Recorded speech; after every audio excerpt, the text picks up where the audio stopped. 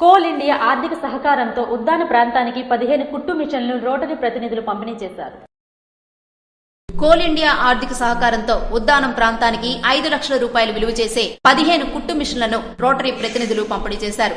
ఈ మేరకు సోమవారం సోంపేట రోటరీ క్లబ్ ఆవరణలో నిరుపేద వర్గానికి చెందిన ఒంటరి మహిళలకు కుట్టు మిషన్లు అందజేసి వారి ఉపాధి కల్పనకు ఇంటర్నేషనల్ రోటరీ బాస్టర్ గా నిలిచింది.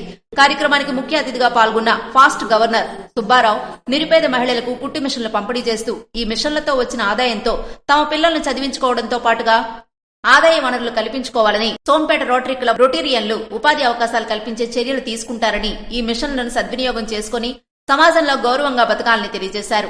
బడుగు బలహీన వర్గాల ప్రజలకు రోటరీ ఎప్పుడూ బాస్ట్గా ఉంటుందని గత ఏడాది ఈ ప్రాంతంలో 100 కుట్టు మిషన్లతో పాటుగా నిరుపేద విద్యార్థులకు సైకిళ్లు పంపిణీ చేయడం జరిగిందని తెలిపారు.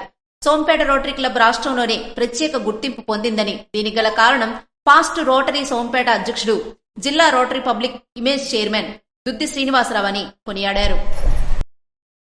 ఇవి ఈనాటి వార్తలు.